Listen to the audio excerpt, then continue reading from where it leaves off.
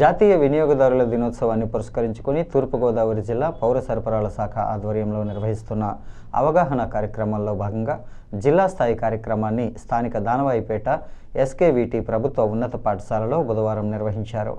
జిల్లా collector Y Meghaswaroop, వినియోగదారుల court judge జేవీఎస్వి Prasad, DSO వి Parvati, RDO Krishna Nayak, DEO కంది వాసుదేవరావు, తూర్పు జోన్ డిఎస్పీ బి విద్య, జిల్లా వినియోగదారుల రక్షణ మండలి సభ్యులు గొట్టుముక్కల అనంతరావు తదితరులు హాజరయ్యారు.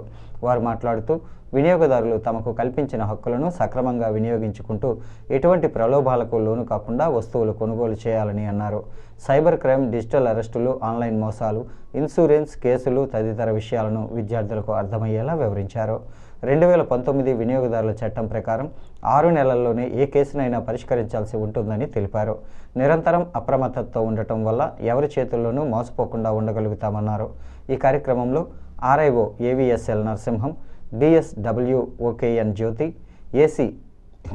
ఏఏసి M Naganjaneyulu, MAC Prabhakar, head master MVM Subrahmanyam, DSO కార్యాలయ సిబ్బంది సుజాత, సురేష్, ఉపాధ్యాయులు పాల్గొన్నారు. అనంతరం విజేతలకు బహుమతి ప్రదానం చేసి అభినందించారు. ఆ గ్రీవియన్స్ని అడ్రస్ చేసే కాగితం మీద రాసిస్తే కంప్లైంట్ రూపేనా దాన్ని తర్జుమా చేస్తారు మా స్టాఫ్ అంతాని. దాని తగు న్యాయం వితిన్ ఒక 3 నెలల్లో మీకు అందుతుంది. మ్యాక్సిమమ్ ఈ కంప్లైంట్స్ 6 నెలలకు మించి మనం పెండింగ్లో పెట్టకూడదు అన్నది అంశం. 2019 కన్జ్యూమర్ చట్ట ప్రకారంగా ఒక కంప్లైంట్ వచ్చిందంటే మన దగ్గరికి ఒక ఎక్స్పర్ట్ రిపోర్ట్ కావాలనుకోండి, ఒక సెల్ ఫోన్ కొన్నారు, లేకపోతే కారు, లేకపోతే ఏసీ, లేకపోతే సంథింగ్ ఏదైనా కొనుగోలు చేసినటువంటిది ఆ వస్తువు సరిగ్గా పనిచేయకపోతే మ్యానుఫ్యాక్చరింగ్ డిఫెక్ట్స్ అంటారు వాటిని. అటువంటి డిఫెక్ట్స్ ఉన్న సందర్భంలో అక్కడ ఒపీనియన్ ఆ డిపార్ట్మెంట్ సంబంధించినటువంటి ఒపీనియన్స్ కూడా అడుగుతారు. అంటే మ్యానుఫ్యాక్చరింగ్ డిఫెక్ట్ ఉందా లేదని తెలుసుకోవడం కోసం ఒక రిపోర్ట్ కాల్ఫర్ చేయాల్సి ఉంటుంది. ఆ సందర్భంలో మాత్రమే 6 months. మిగిలిన కేసులకి అన్నీ కూడా ఒక 3 months నుంచి 4 months మీకు డిస్పోజల్ ఇవ్వడం జరుగుతూ ఉన్నది. డిసెంబర్ 24 జాతీయ వినియోగదారుల దినోత్సవం 2025ను పురస్కరించుకొని మనమంతా ఇక్కడ కలుసుకోవడం ఎంతో సంతోషకరం. ఈ చట్టం 1986న మొట్టమొదటిసారిగా మన భారతదేశంలో ఏర్పాటు చేయడం జరిగింది. దాన్ని మన growing economy, digital economy, e commerce అవన్నీ దృష్టిలో పెట్టుకొని మళ్ళీ 2019లో కొత్త చట్టంని ప్రవేశపెట్టి దాన్ని పాస్ చేయడం జరిగింది. ఈ చట్టం ద్వారా ఈ కామర్స్ లావాదేవీలు కూడా చట్ట పరిధిలోకి తీసుకువచ్చి వినియోగదారులకు మరింత రక్షణ కల్పించడానికి ముందుబాట వేయడం జరిగింది.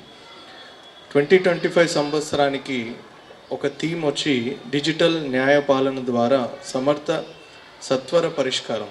అంటే through digital platform speedy redressal, ఇందాక మన జడ్జి గారు చెప్పినట్టు 3 monthsలో జరుగుతున్న రిడ్రెసల్ని ఇంకా త్రూ డిజిటల్ మీన్స్తో ట్రాక్ చేసుకునేలాగా కన్జ్యూమర్ కూడా వాళ్ళ కంప్లైంట్ పిటిషన్ స్టేటస్ అండ్ దాన్ని స్పీడీగా డిస్పోజ్ చేసే ప్రక్రియగా ఈసారి థీమ్ని ఏర్పాటు చేయడం జరిగింది. సైబర్ క్రైమ్స్లో మెయిన్ మీకు 4 రకాల మోసాలు జరగచ్చు. ఒకటి, మీ డీటెయిల్స్ తెలుసుకోవడానికి వాళ్ళు మీకు ఒక లింక్ కానీ ఏదైనా ఇస్తారు. ఏం ప్రిటెక్స్ట్ మీద?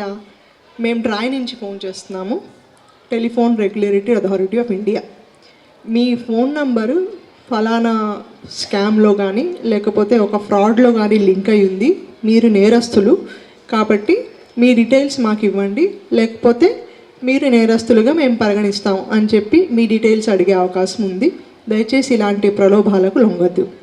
రెండోది, బ్యాంక్ నుంచి ఫోన్ చేస్తున్నామని చెప్పి know your customer KYC form మీది ఎక్స్పైర్ అయిపోయింది, సో మీ కొత్త డీటెయిల్స్ మేము తీసుకుంటాం అని చెప్పి మీకు ఫోన్ చేస్తారు. మీ ఆధార్ డీటెయిల్స్ కానీ మీ ఫోన్ నంబరు, దాంట్లో ప్రాసెస్లో భాగంగా మీ డేటా అప్డేట్ చేస్తామని చెప్పి ఓటీపీ అడుగుతారు. దాంతో మీరు ఓటీపీ ఇస్తే కనుక మీ బ్యాంక్ ట్రాన్సాక్షన్స్ మీ తరపున వాళ్ళు చేసేసి మీ డబ్బులు పోతాయి. కాంటాక్ట్ అయితే అంత త్వరగా మీరు దాని నుంచి బయటపడతారు.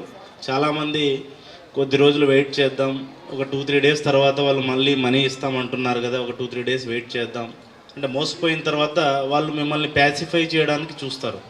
ఒక 5-6 రోజులు మిమ్మల్ని కూల్ చేయడానికి. ఇప్పుడు సపోజ్ మీరు ఏదైనా ఫోన్పేలో ఇందాక డిఎస్పీ గారు చెప్పినట్టు మోసపోయిన తర్వాత వాళ్ళు వచ్చేస్తుంది మేడం 1 డే ఆగండి, 24 అవర్స్ ఆగండి, టెక్నికల్ ఇష్యూ ఉంది 48 అవర్స్ ఆగండి.